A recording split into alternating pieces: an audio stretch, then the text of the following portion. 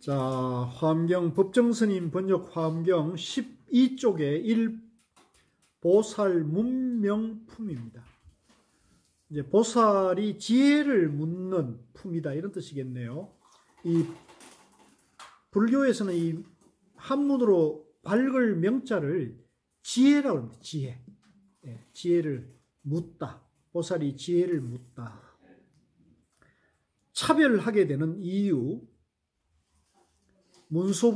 문수사리보살이, 이 문수사리보살은 밑에 줄을 보면요, 부처님의 왼쪽에 있으며 지혜를 맡은 보살이다 이렇게 줄을 달아놨어요. 그러니까 우리가 큰 절에 가면 대개 석가모니 부처님이 이제 가운데 있고 왼쪽에 문수보살이 이제 있습니다. 문수보살, 오른쪽에 이제 보현보살, 이제 문수 보현을 좌우보초로 많이 써요. 그래서 이 문수보살은 지혜를 상징하는 보살이다.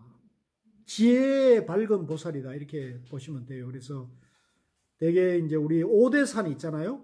저 평창 오대산이 이제 문수보살이 사는 그 도량이 이제 오대산이라 그래요. 그래서 거기에 이제 문수보살이 산다. 이렇게 얘기를 하고죠. 지혜를 상징하는 보살이죠. 문수사리보살이 각수보살에게 물었다. 이제 어느 보살에게 물었다는 겁니다.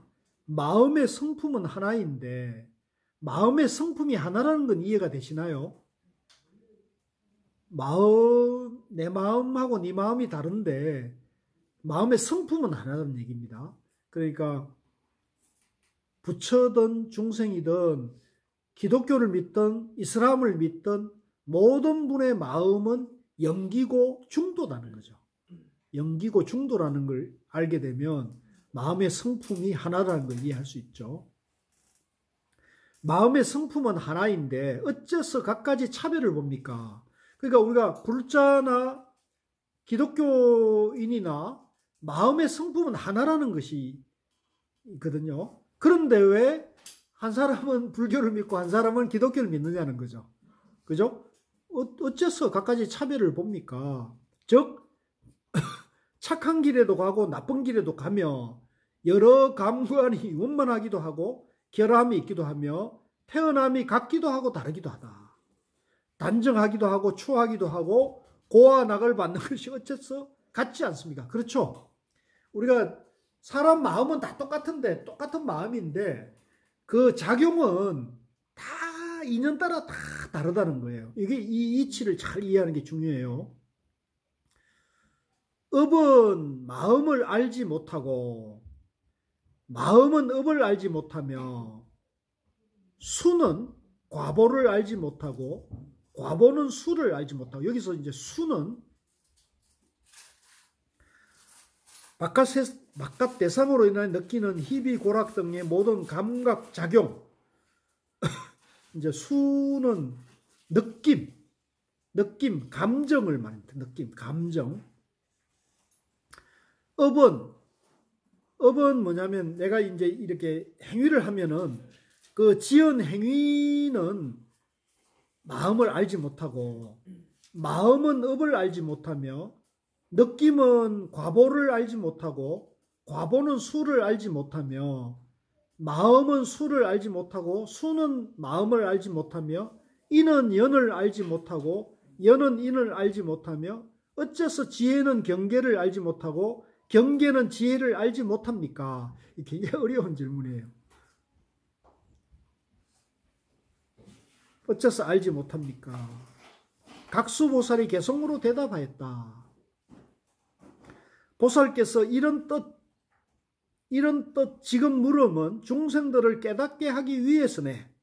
그러니까 지금 문수보살이 각수보살에게 이렇게 질문한 것은 몰라서 그런 것이 아니고 다른 중생들에게 지혜를 알려주기 위해서 일부러 이렇게 질문을 했다고 이제 보셔야 되는 거죠. 그래서 우리도 누가 이렇게 물으면 그 사람이 몰라서 물은 게 아니고 아는데 일깨워주기 위한 것이다. 이렇게 보면은 우리가 차별심으로 대하지 않을 수 있죠. 내가 저 사람 내가 저 사람을 가르쳐 줘야겠다 이런 마음이 아니라 저 사람이나 나나 평등하다 이런 입장에서 우리가 대화를 하게 되면 좀 더 편안한 대화가 될 수 있잖아요. 근데 막 가르쳐 주려고 그러면 꼰대가 되어버리잖아요. 그래요, 안 그래요? 요새 어디 가나 꼰대짓이 요새 그러면 안 된다는 거지. 꼰대가 꼭 나이만 들은 꼰대가 아니에요. 젊은 사람도 꼰대가 있어. 그래서 남들인데 막 억지로 가르치려고 막 가르쳐 주려고 그러거나 막 강요하려고 그러거나 내가 아는 것이 옳다고 우기거나 이러면 안 되는 거지. 똑같이 아는 사람이든 모르는 사람이든 평등한 입장으로 대하는 게 굉장히 중요한 거거든요. 평등한 입장. 알든 모르든 평등한 입장. 그러니까 이제 계급이 높더라도 아래 사람을 평등한 마음으로 대하고 계급이 낮더라도 높은 사람을 존중하는 마음으로 대할 수가 있어야 되는 거예요. 굉장히 중요한 거예요. 그래서 갑은 을을 배려하고 존중할 수 있어야 되고 을은 갑을 마찬가지로 배려하고 존중하는 마음이 있어야 돼요. 그게 이제 쌍방소통이 돼야 되는데 어느 한쪽이 우열한 입장에 딱 올라서는 순간 이게 무너지는 거예요. 그러면 이제 특히 요즘 젊은이 사고들이 더 그렇더라고요. 예. 우리 아이들이 이렇게 이제 취직해서 지금 나가서 활동을 하는데 그 절대 야근 같은 걸 안 하려고 그래요. 야근하면 돈 더 주지 않냐? 난 돈 더 줘도 야근 안 해. 외라벨을 추구하는 거죠. 그러니까 막 그 회사에서 이제 막 잔업 내지는 뭐 이렇게 휴일 근무, 그죠? 이런 걸 막 하잖아요. 절대 안 하려고 그래요. 그러니까 이 사고 자체가 이제 그렇게 된 거예요, 일단 이게. 자기 삶의 회사, 옛날에 우리는 이제 공선우사라고 배웠기 때문에 회사 일, 공적인 일을 항상 우선하는 마음을 가지고 있었거든요. 근데 요즘 젊은이들은 자기가 우선이 자기가. 이걸 근데 나쁘다고 볼 수는 없어요. 이걸 나쁘다고 볼 수는 없어요. 근데 계급 사회에서는요. 네. 너무 그걸 해도 안 되지만 밑에서 너무 그냥 그런 꼴보기 싫어. 꼴보기 싫으면 꼰대. 꼴보기 싫으면 안 돼. 저렇구나 이렇게 받아들여야지. 그렇구나 이렇게 받아들여야지. 그거를 내 기준으로 옳다 그러다 이러면 안 된다는 거죠. 사사건건이 젊은 애들이 지적하고 아니라고. 그게 결국은 사회 발전에 큰 도움을 주지는 않잖아요. 그러니까 그게 이제 사회 발전의 기준이 뭐냐에 따라 다른 거죠. 그러니까 내가 이해하기로는 내가 뭐 대변하는 건 아니고요. 내가 이해하면 젊은 사람들은 개개인의 인권, 개개인의 권익의 신장이 사회 발전이라고 보는 거고, 이제 이 옛날 사람들은 사회의 어떤 위계 질서나 그런 공동체 정신이 우선되는 것이 이제 바람직하다 이렇게 보는 기준이 다를 수가 있는 거죠. 그 차이를 우리가 잘 이해하면서 서로 존중하고 소통을 해야지 답이 있는 건 아니에요. 답이 있는 건 아니에요. 그래서 근데 그건 또 그런 이유는 있어요. 이제 과거에는 그 공동체나 그 조직의 지도자들이 공심이 있어서 그 조직원들을 보호해주고 조직원들이 허물이나 부족함이 있으면 그걸 안고 가고자 하는 그런 리더십이 있었어요. 덕이 있었어요. 과거에는. 근데 지금은 그 지도자들이 무슨 문제가 생기면 네 잘못이야, 내 잘못 이렇게 모든 책임을 아래 사람들인데 또는 그 책임 있는 사람들인데 문책을 하잖아요. 그러니까 이제 사람들이 봤을 때는 이 사람이 우리 회사 대표는 나를 보호해 줄 생각이 없다. 그럼 이제 각자 도생의 세상으로 가는 거죠. 이게 여러 번 경험이 축적되면 모든 사람들이 중생들이 다 자기 살 길을 찾는 거예요. 그걸 나쁘다 할 수는 없어요. 근데 이제 만약에 그 리더가 옳은 생각을 가졌다 합시다. 예를 들면 난 정말 공동체를 위해서 내가 사심 없이 이거 하겠다 그러면 자기 희생을 먼저 할 줄 알아요. 자기가 자기 기득권이나 자기에 대한 그런 권리를 먼저 내려놓고 얘기해야만이 그게 설득이 되는 거죠. 공감을. 그래도 안 따르는 건 그거는 이제 어쩔 수 없는 건데, 일단 자기가 자기에 대한 그 권리나 이익을 먼저 이렇게 자기를 들을 수 있는, 그게 굉장히 중요한 것 같아요. 그래서 솔선수범하는, 그러니까 지금 이순신형이 필요한 거예요. 이순신형이 필요한 거예요. 자기가 먼저 하는 사람이 필요한 거죠. 그래서 그러니까 그거를 이제 세태를 탓하거나 사람들을 탓해서는 안 돼요. 위대한 바른 지도자는 그거를 다 아우러가면서 하는 지혜가 필요한 거죠. 그래서 이 불교에는 그런 지혜가 있는 거거든요. 그래서 그걸 지금 우리가 공부하자는 거죠. 각수보살은 개성으로 대답했다. 보살께서 이런 뜻을 지금 물으면 중생들을 깨닫게 하기 위해서네. 그 성품과 같이 대답을 하겠으니 의진이여 자세히 들으소서. 그러니까 이 지금 내가 얘기를 해주지만 다 같은 거다. 다 평등하다는 걸 전제하고 있잖아요. 내가 자네가 이렇게 물었는데 자네가 그걸 몰라서 물은 게 아니고 대중을 일깨우기 위해서 물은 것인데 성품은 전부 하나이기 때문에 내가 우열의 입장에서 하는 게 아니고 평등한 입장에서 한다 이렇게 얘기하는 걸 하는 거죠. 그러니까 이런 게 벌써 자세가 다르다는 거죠. 모든 법은 작용이 없는 것이며 또한 그 자체의 성품도 없는 것. 그러므로 그와 같은 모든 것들이 각기 서로를 알지 못합니다. 자, 이건 참 어려운 말이에요. 이제 모든 법은 작용이 없는 것이며 또한 그 자체의 성품도 없는 것이다. 라는 것은 뭐냐면 모든 일체법이 실체가 없다. 실체가 없다. 무상이고 무하다. 이렇게 봐야 되는 거예요. 만약에 작용이 있다 또는 성품도 있다 그러면 뭐예요? 있다는 양면에 떨어지는 거잖아요. 그죠? 그러니까 있는 게 아니기 때문에 없다. 실체가 없다. 무상이도 무하다는 거죠. 그러므로 그와 같은 것들이 모든 것들이 무상이고 무하기 때문에 알지 못한다. 알면 어떻게 돼요? 있다는 것을 그리죠. 이해하시겠죠? 알면 양면에 떨어진 거예요. 그러니까 무상이고 무하기 때문에 알 수가 없다. 네, 이해되죠? 내가 이거 옳게 해설하는지는 모르겠는데 이제 이거보다 더 잘 해설하는 분을 찾아갔어요. 나는 여기까지만 얘기하는 거예요. 이해해 주세요. 자, 12조. 이를테면 강심은 흐르는 물이 빠르게 흐르면서 앞을 다투지만 저마다 서로를 알지 못하니 여러 가지 법들도 그럽니다. 강물이 이렇게 흘러가는데, 그죠? 근데 강물이 서로 알고 서로 다투겠어요? 서로 경쟁하겠어요? 그거 아니잖아요. 그냥 무상하게, 무심하게 흘러가는 거예요. 그냥 물길대로 흘러가는 것이지, 이게 무슨 뭐가 실체가 있는 게 아니란 말이죠. 그러니까 강심은 흐르는 물이 빠르게 흐르면서 앞을 다투지만 저마다 서로를 알지 못하니 여러 가지 법들도 다 일체가 그렇다는 거죠. 또 커다란 불무더기에 맹렬한 불길이 함께 있지만 저마다 서로를 알지 못하니 여러 가지 법들도 다 무상이고 무하기 때문에 불이 어떻게 서로를 알겠냔 말이에요. 다 같은 거라는 거죠. 또 바람이 오래 불 때 물건에 닿는 대로 흔들리지만 저마다 서로를 알지 못하니 여러 가지 법들도 그러합니다.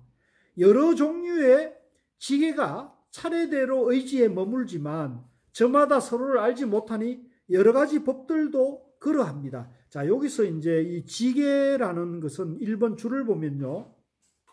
4대의 하나를 했잖아요. 4대는 뭐냐면 지수화풍이에요. 흙, 물, 불, 바람 이렇게 하는 거예요. 이걸 이제 4대라고 그래서 이 흙, 물, 불, 바람, 지수화풍이 이 우주 만물을 이루는 가장 근본적인 요소라고 불교에서 말하고 있어요. 이제 예를 들면 우리가 이제 물이 없으면 살 수 없잖아요. 그죠? 그다음에 바람이 없어도 우리가 살 수가 없어요. 공기가 없잖아요. 그다음에 불이 없어도 살 수가 없어요. 그다음에 땅이 흙이 없어도 살 수가 없잖아요. 그러니까 이 4대가 이 우주 만물을 이루는 가장 근본적인 요소라고 보는 거예요. 그래서 그 4대 중에 지계, 흙의 경계, 모든 사물에 존재하는 견고한 성질을 이제 지계라고 표현했어요. 지계가 여러 종류의 흙의 경계가 차례대로 의지해 있지만 지금 보세요. 우리가 이 흥국사 설법전에도 여러 가지 이게 나무나 흙에 의해 가지고 이렇게 갖가지 경계가 서로 의지에 있잖아요. 의지에 있지만 저마다 서로를 이제 예를 들면 우리가 여기 기둥이나 흙이나 이런 것들이 서로를 알지 못한다. 무상이다는 거죠. 무상이다. 무하다. 알지 못하니 여러 가지 만물도 다 그러합니다. 눈과 귀, 코와 혀, 그리고 몸, 마음과 뜻, 정과 감관들이 항상 유전하지만 유전케 하는 주체는 없습니다. 자, 이거 잘 보세요. 우리가 이제 이게 눈이 있고 귀가 있고 코가 있고 혀가 있고 몸이 있고 마음이 있어가지고 이제 눈으로 이렇게 갖가지 경계를 본단 말이에요. 바깥에 경치도 보고 해도 보고 달도 보고 이렇게 하는데 이게 보세요. 감각들이 항상 이렇게 흐르지만 그죠? 그러니까 우리가 눈이 있으니까 대상이 보이고 또 그게 이제 이게 기억에 의해 가지고 저게 우리 김문성 보살님이다 누구다 이렇게 하지만은 그것이 흐를 뿐이지 그 자체가 실체가 있는 건 아니라는 거죠. 실체가 있는 게 아니다. 유정케 하는 주체, 고정된 주체는 없단 말이에요. 굉장히 중요합니다. 무아라는 거죠. 무아. 서로 연기로 의지에 존재할 뿐이라는 거죠. 법의 성품 본래부터 나지 않지만 자, 요 연기법, 요건 중도법, 연기법을 말하니까 중도 연기라는 것은 나고 멸하고 이런 게 없단 말이에요. 그냥 의지에 있을 뿐이다. 본래부터 나지 않지만 불생불멸이단 말이에요. 진리는 불생불멸이다. 나타내 보임으로 나는 것이니 그런데도 드러난단 말이에요. 바람이 불고 해가 뜨고 그죠? 그런데도 보이는 거죠. 그렇지만 뭔가 실체가 있는 건 아니다. 그냥 인연에 따라서 오늘은 구름이 오면은 비가 오고 구름이 흩어지면 햇빛이 드러나고 이럴 뿐이라는 거죠. 실체가 있는 게 아니다. 이 가운데 나타내는 주체도 없고 나타낸 물건들도 없는 것입니다. 무상이고 무아일 뿐, 연기일 뿐, 실체는 없다. 이건 명심하셔야 되는 거예요. 근데 이걸 이제 기독교에서는 이거를 주재하는 신이 있다는 거잖아요. 하나님이 있다.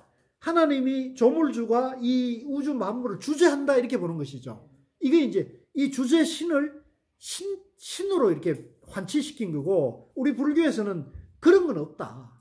그런 건 없다. 자연 질서, 자연 법칙과 같이 존재할 뿐이다. 눈, 귀, 코, 혀 그리고 몸, 마음과 뜻, 정과 감관들 모든 것 공하여 성품 없으나 모든 게 공하단 말이에요. 연기, 실체가 있는 게 아니니까. 연기니까 무하고 무하니까 공하단 말이에요. 흑운과 같은 것이다. 성품이 없으나 자, 그럼 믿을 거세요. 망심으로 망년된 마음으로 분별하니 있는 것이다. 요게 문제예요. 요 망령된 나라는 그죠? 내가 있다. 나라고 하는 착각하고 있는 마음을 여기 망령되다고 합니다. 망령된 망할 놈의 마음이라는 거예요. 요 놈을 나라고 생각하면 전부 망해요. 내가 대통령이다. 내가 사장이다. 내가 이렇게 한 순간 꼰대가 되는 시대라고요. 사람들은 너 대통령이야? 대통령이야? 이렇게 뿌려. 누가 뽑았어? 내가 뽑았어. 이렇게 하는 시대가 됐단 말이에요. 사장? 너 사장 네가 돈 벌어서 만든 거야? 아니면 아버지인데 물려받은 거야? 이런 시대가 됐다니까요. 그러니까 이게 세상이 나는 지금 시대를 부처님 가르침에 맞게 지금 변해가고 있다고 보는 입장이에요. 저는 부처님 가르침에 맞게 변해가고 있다. 평등해지고 있다는 평등해진다. 그러니까 평등해진 가운데서 누가 바른 지혜와 능력으로 자기 역할을 잘하고 있느냐 못하는 걸로 결판이 나는 시대가 됐다는 거죠. 과거에는 가문이 어떻고 계급이 어떻고 그죠? 유산을 얼마나 물려받았느냐가 됐지만 시대가 지금 바뀌고 있는 거죠. 근데 세상은 또 기독교와 변화와 항상 갈등하게 돼 있어요. 가진 게 많은 사람은 이 시대를 가진 게 많은 사람이 살기 편한 시대를 만들려고 하는 거고 그 반대는 또 바꾸고자 하는 거죠. 그건 세상의 이치가 그런 거예요. 그걸 탓할 필요는 없어요. 그걸 있는 그대로 보고 내가 어떤 역할을 할 것인가, 어떤 것이 지혜롭게 내가 행복하게 살 것인가를 고민을 해야 되는 거죠. 세상을 탓하면 안 돼요. 그러니까 여기서도 마찬가지입니다. 이 망심, 망심이 뭐라 그랬죠? 내라 할 게 없는데 내가 있다는 꼰대의 마음이다. 그렇게 보면 돼요. 딱 맞아. 나라 할 것이 없는데 내가 있다는 꼰대의 마음. 네, 꼰대의 마음. 네. 그래서 항상 그럴 때 내가 누군데 이렇게 하면 안 돼요. 나는 무하다, 연기다, 중도다 이렇게 봐야 돼요. 항상 이 명심해야 돼요. 여러분들이 힘들고 괴로울 때 마음에 그 언짢은 마음이 생길 때마다 뭔가 마음에 내가 갑갑하고 그런 게 생길 때마다 내가 연기고 무아인데 또 내가 뭐에 집착했지 이렇게 자기를 돌아봐야 돼요. 그러면 그 원인이 있다고요. 내가 옳다는 거에 집착하고 있는 그 마음이 보일 거라고요. 그거를 자기가 비워야 되는 거예요. 내가 교수가 해결할 수 있는 거 아니고 이거 부처님인데 가서 빌어갖고 해결하는 문제도 아니라고요. 이게 기도한다고 해결되겠어요? 안 돼요. 이거는 자기가 해결해. 자기. 네? 그러니까 자기 안에 꼰대는 자기가 없애야 돼. 남이 절대 없애줄 수 있는 게 아니에요. 네. 남이 없애주는 시대 되면 사회법적으로 처벌받는 시대가 되는 거예요. 왜? 악행을 해가지고 그 과보를 받는 것이 되는 거거든요. 지금 시대는 그런 시대가 되어버린 거죠. 그래서 요거 망심 아시겠죠? 나라 할 것이 없는데 내가 있다는 집착하는 꼰대의 마음이 망심이라는 거죠. 망하는 마음이에요. 망하는 마음. 망심으로 분별하니 있는 것이다. 이치대로 자세히 살펴보면 온갖 것이 다 성품 없으니 실체가 없는 거예요. 일체 만물이 실체가 없는 거예요. 다 성품이 없는 거예요. 법의 눈 불가사의. 자, 여기 진리의 눈은 불가사의하다. 불가사의하죠. 왜? 눈이 다 보이는데 다 있는데 없다 그러니까 이게 불가사의한 거죠. 이거는 생각으로는 알 수가 없는 거예요. 생각으로는 알 수 없으니까 어떻게 해야 되냐? 보란 말이에요. 보라. 모든 것이 변해가고 모든 것이 항상 변하고 있다는 걸 봐야 되는 거죠. 그래서 이걸 생각으로 알려고 그러면 안 돼요. 생각으로 알아가지고 그거를 집착각을 떠나야 돼. 그러면 그냥 세상이 연기고 뭐하고 공이고 실체가 없는 거야 라고 봐야 된다. 그래서 이거를 사유하게 되면 사유하는 그놈이 내라는 생각이 또 작용을 미치거든요. 내가 이만큼 안다. 내가 똑똑하다. 이런 식. 저놈은 틀렸다. 이렇게 생각하거든요. 그래서 이거를 이제 불가사의다. 불가사의. 생각의 이치로는 알 수가 없다. 진리의 눈은 생각으로 하는 게 아니라는 거죠. 진리가 보편되어 있고 진리로 존재하기 때문에 진리로 존재하고 보편되어 있는 것을 알려면 생각이나 사유로 하는 게 아니고 봐라. 보란 말이에요. 아까 우리가 금강경을 가르치는 게 아니고 배우는 게 아니고 뭐라 그랬죠? 본다. 진리를 보라는 거죠. 모든 존재가 진리로 있다. 보란 말이에요. 그러면 나도 진리가 되고 남도 진리가 되는 거예요. 근데 배운다 그러면 내가 모르니까 배운다는 우열이 나눠지잖아요. 그죠? 그거는 양변인 거죠. 그거는 진리가 아니라는 거죠. 그래서 여기서도 마찬가지로 법의 눈 불가사의라 이것이 보는 것 잘못 아닙니다. 진실하거나 진실치 못하거나 허망한 것이나 허망하지 않는 것 세간이거나 출세간이 다만 헛된 이름으로 하는 말. 그러니까 진실이다 허망하다. 허망하다 허망하지 않다. 세간이다 출세간이다. 이렇게 나누면 전부 양변이라는 거죠. 그래서 금강경에 보면 부처가 아니라 이름이 부처다. 불법이 아니라 이름이 불법이다. 이 얘기란 말이에요. 똑같은 말이죠. 이 말도. 그죠? 그러니까 이게 보면은 지금 우리가 금강경 첫 대목에, 화엄경 첫 대목에 이 개성에 보면 전부 중도와 연기와 무와 공을 얘기하고 있잖아요. 그러니까 부처님 법문하고 똑같아요, 달라요? 똑같잖아요, 그죠? 그래서 이 깊은 뜻, 근데 그 뜻이 굉장히 깊죠. 이게 이제 대성이라는 불교가 발달해 오면서 이제 오랜 시간이 되니까 이제 불교가 굉장히 깊어지고 심오해진 것을 이렇게 표현한 거라고 보시면 되는 거죠. 그래서 이 뜻은 전부 같은 거예요. 열의 교화와 조복. 문수사리보살이 제수보살에게 물었다. 일체 중생이 아닌데, 자, 일체 중생이 이름이라 그랬잖아요. 그 일체 중생이 아니고 본래는 부처란 말이에요.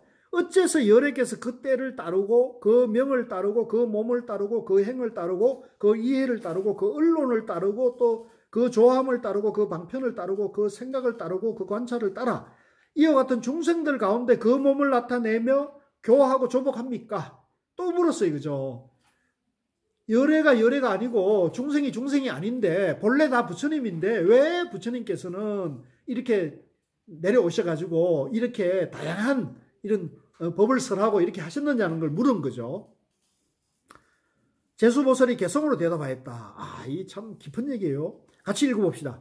이것은 정멸을 좋아하면서 많은 들은 이의 경계인데 내가 이제 보살을 위해 말하리니 의진이여 자세히 들으소서.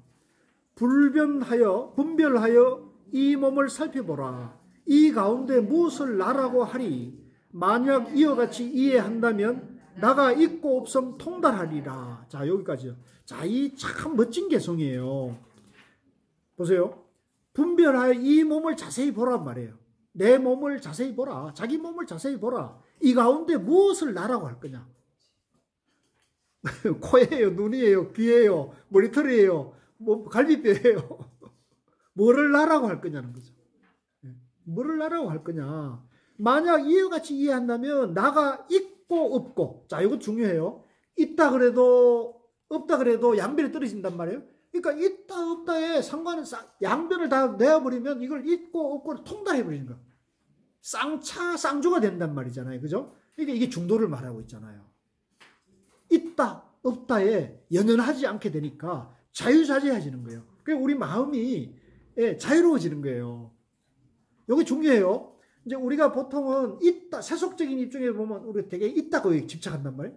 있다가 이제 그러다 보면 괴로운 일을 만나요. 그럼 아이고 세상이 막 이렇게 그러다 또 이제 불교 공부를 해가지고 불교니까 무하라 그러니까 무상이라 그러니까 없다. 그 없다에도 집착하면 또 있는 일이 생기거든요. 그러니까 없다에도 집착하면 안 되고 있다에도 집착하면 안 된다. 그럼 어떻게 되느냐? 중도를 밝힌다는 거죠. 중도가 존재 원리라는 거예요. 요 얘기입니다. 이해하시겠죠? 네. 이것도 다 같은 법문이라는 걸 알 수 있죠. 이 몸은 거짓으로 되어 있는 것 보세요. 이 몸은 인연으로 되어 있을 뿐이란 말이에요. 인연으로 거짓을 실체가 아니라는 거죠. 머물러 있는 것 또한 없나니 진실하게 이 몸을 아는 이는 여기에 집착하지 않으리라. 몸에 집착하면 안 된다. 근데 집착하지 말라 그래가지고 이걸 단장도 안 하고 그냥 뭐 수염도 안 갖고 뭐 이렇게 하면 되겠어요?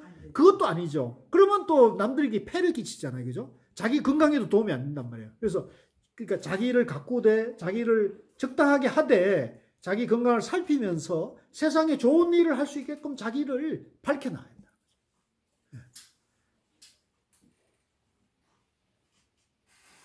이 몸을 잘 살펴 모든 것을 다 밝게 보면 일체법이 허망한 줄 알고 분별을 일으키지 않을 것을. 그렇죠? 이 몸을 잘 살펴가지고 내가 여기 애착도 집착도 없이 자기를 건강하게 적당하게 영양을 잘 해서 자기를 잘 저려면은 내 마음도 편안해지고 밝아지면서 세상을 다 밝힐 수 있는 지혜가 나오는 거다. 목숨은 누구로 인해 일어나며 또한 누구로 인해 멸하는고 불 돌리는 바퀴와 같아 처음과 나중을 알 수 없네. 그러니까 이것은 실체가 없는 거기 때문에 이제 우리가 이렇게 어렸을 때 쥐불놀이 해보셨죠? 깡통에 그 불을 넣어가지고 막 돌리면 쥐불이 이렇게 우리가 멀리서 보면 원이 되잖아요.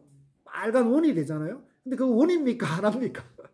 하나잖아요. 그러니까 그게 실체가 있는 게 아니고 형상이 그럴 뿐이지 실제는 하나다는 거죠. 그래서 그걸 불 돌리는 바퀴와 같다 처음과 나중을 알 수 없네. 지혜로운 자는 관찰하리 일체가 무상함을 모든 법 공하고 나가 없어 온갖 모양을 아주 떴네. 그러니까 지혜로운 사람은 항상 세상과 자기를 볼 때 무상하다, 실체가 없는 것을 보고 그것에 집착을 끊어야 된다는 거예요. 그러면 집착을 끊으면 뭐 명품백이나 다이아몬드도 가치가 없나? 그건 아니란 말이에요. 명품이나 다이아몬드는 그 가치를 있는 그대로 본다. 있는 그대로 보는 지혜가 나와가지고 그거를 적절하게 애착이나 집착 없이 누구처럼 사고 안 나게 주고받을 수가 있다는 거죠. 왜 반응이 이래요? 누구처럼이라는 그러니까 이제 그거를 이제 그러니까 지혜로운 사람은 이제 그런 것을 불법에 저촉되지 않고, 그죠? 세간법이나 부처님법에 접촉되지 않게 지혜롭게 쓸 수가 있다는 거죠. 이게 중요한 거예요. 근데 이거를 이제 집착하면은 세간법에도 문제가 되고 부처님법에도 문제가 된단 말이에요. 그래서 이걸 집착 없이 해야 된다는 거죠. 모든 과보는 업을 따라 생기니, 자, 이것도 중요한 거예요. 우리 과보는 지은 업 때문에 받는 거예요. 꿈과 같이 진실치 않네. 순간순간 항상 멸해지는 것, 앞의 것처럼 뒤의 것도 그렇네. 그러니까 이거 중요한 건데요. 모든 과보는 지은 업대로 받는 거거든요. 근데 이 업이라는 것도, 과보라는 것도 실체가 있어요, 없어요? 이것도 실체는 원래 없는 거예요. 근데 이 사람이 내가 있고 내가 지은 업도 있다고 생각하니까 업을 받는 거잖아요. 그 업을 받으면 괴롭게 되잖아요. 그 괴로움에서 벗어나는 방법이 뭘까요?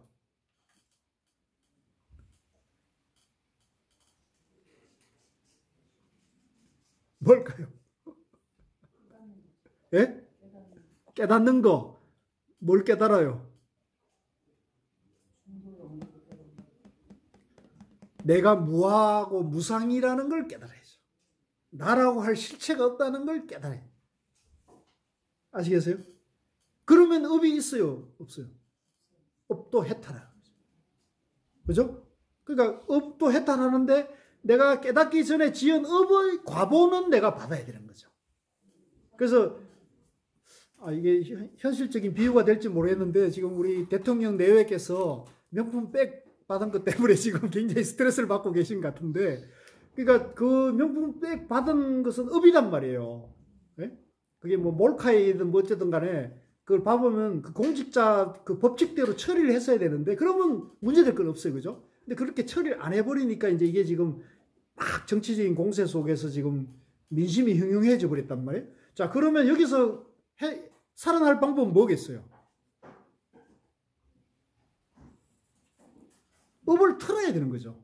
그죠? 그러니까 마음에서 내가 연기고 무한데 내가 집착했구나. 내가 명품에 집착했구나. 이렇게 해가지고 틀고 연기고 뭐하고 내가 잘못한 행위면 내가 잘못했습니다. 이렇게 해버리면 되는 거예요.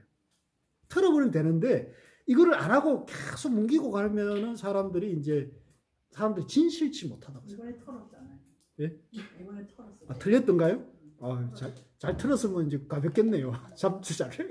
준 사람도 잘못 아닌가요? 응? 준 사람도 잘못이잖아요. 당연히 이제 당연히 그런 거는 이제 그걸 당연히 받겠죠. 그 과보를 받겠죠. 그래서 이제 제가 말씀드리고자 하는 거는 이제 부처님 법의 세계에서도 연기고 뭐하고 하고 자기 그걸 틀어야 되고 세간법은 세간법대로 처리를 해야 되는 거예요. 예.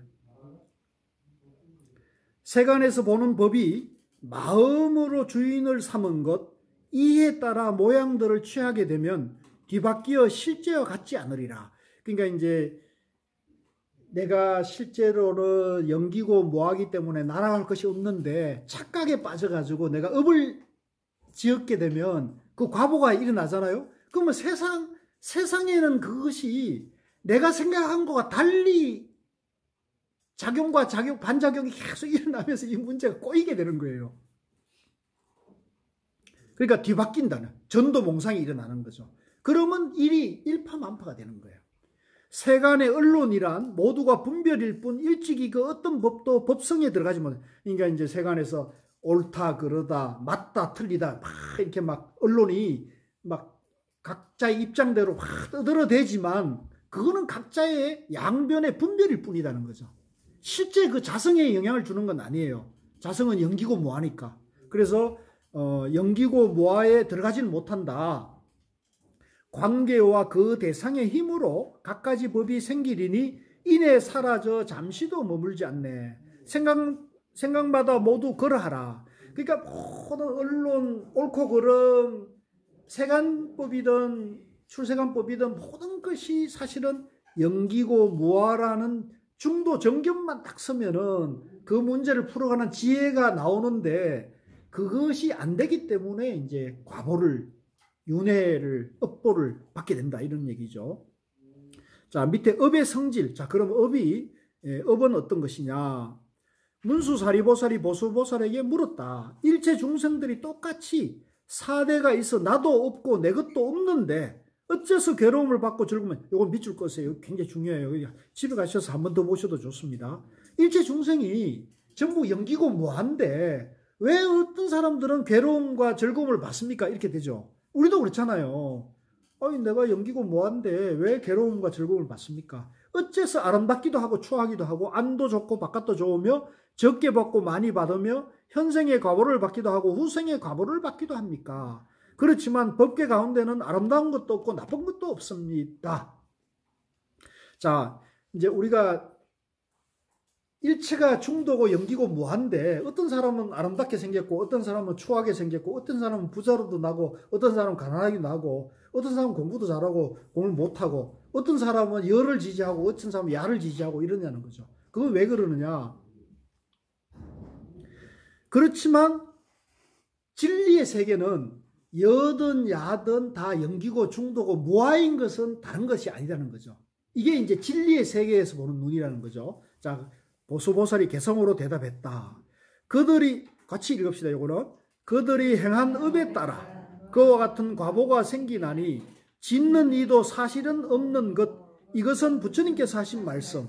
그러니까 이제 그거는 여든 야든 부자든 가난하든 갑이든 어리든 노든 사든 다른 본성은 똑같은데 영기고 뭐하고 무상인데 내가 있다 하는 착각에 빠져가지고 각자가 짓는 업에 따라 가지고 그 과보를 받는단 말이죠. 틀림없는 과보가 되는 거죠. 그래서 이 불교에서 말하는 이 과보, 업보는 과학이 과학. 지은 대로 받는다는 거죠. 인과죠.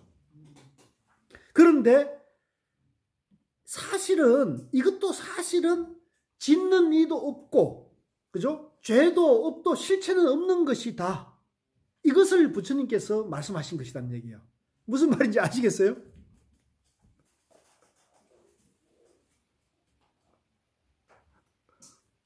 실제는 여든 야든 노든 사든 갑이든 을이든 남이든 여든 모든 것은 원래는 실체는 없는 건데 내가 있다는 착각에 빠져서 지은 것일 뿐이다.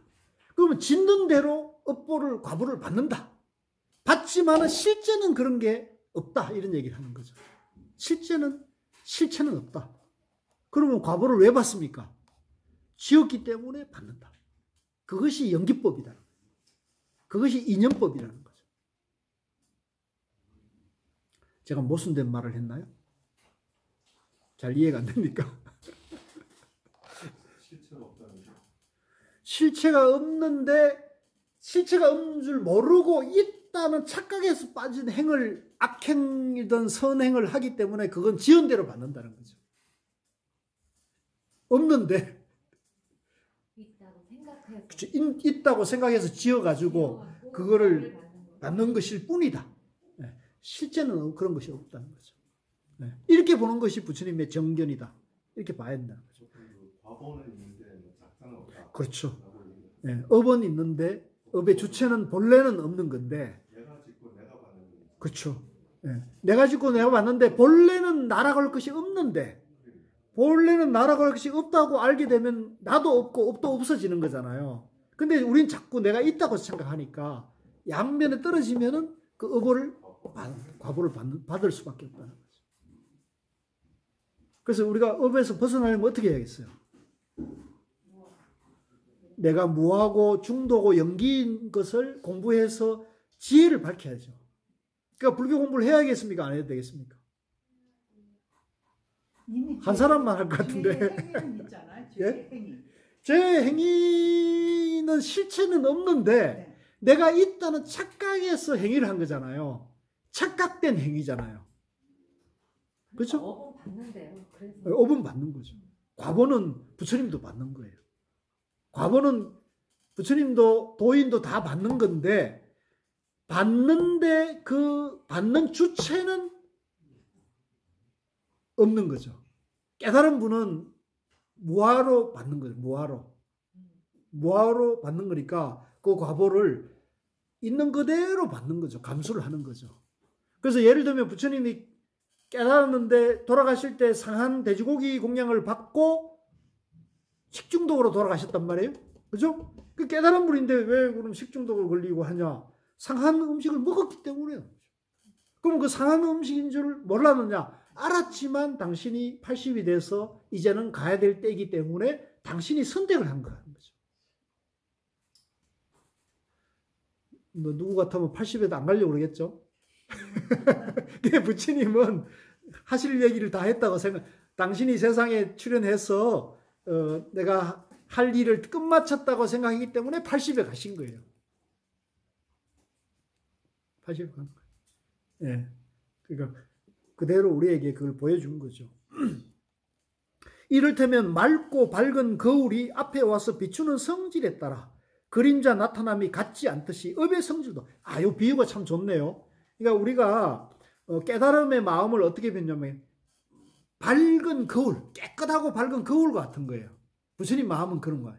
누구든지 거기 와서 이렇게 다 행위를 하면 행위한 그대로가 비추지만은 남아있어요, 안 남아있어요? 흔적이 없어요. 그와 같다는 거죠.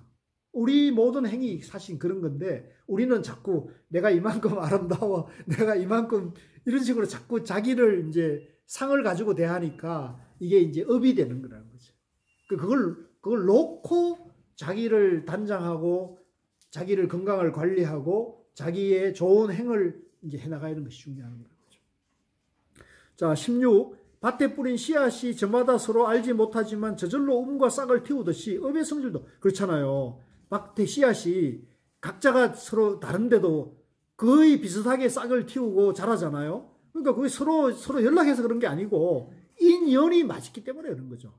교묘한 요술장이가 내 길거리에서 여러 가지 빛과 모양을 나타내듯이 업의 성질도 그러하니라. 조작으로 만든 허수아비가 갖가지 소리를 내지만 나도 없고 나 아님도 없듯이 업의 성질도 그러하니라. 여러 가지 새의 무리가 모두 다 아래에서 나왔지만 소리는 저마다 다르듯이 업의 성질도 그러하니라. 인연이라는 인연. 태 속에 든 아이가 모든 감관이 형성되지만 채상은 오는 데가 없듯이 업의 성질도 그러하느니라. 지옥에 있는 중생들이 갖가지 고통을 받지만 어디서 온 데가 없듯이 업의 성질도 그러하니라. 이 말은 이해되십니까? 지옥에 있는 중생들이 갖가지 고통을, 사실은 저는 그렇게 생각을 요즘 많이 해요. 지옥이 어디 있을까요? 사람들 마음에 있는 거예요. 지옥이 사람들 마음에 있는 거지, 이 지옥 세계가 따로 있다고 이렇게 생각하는 건 나는 좀, 그거는 좀 조금 저는 요즘 와가지고는 좀 아닌 것 같아요. 우리 마음속에 지옥도 있고 극락도 있는 거예요. 네. 우리 마음속에 지옥도 있고 극락도, 육도윤회를 시시때때로 하고 있는 거예요, 지금. 우리 마음속에서. 그래서 우리 마음속에서 우리가 깨달으면 우리 마음속에서 육도윤회를 했다라는 거예요. 연기무아로 돌아가는 거죠. 그래서 이제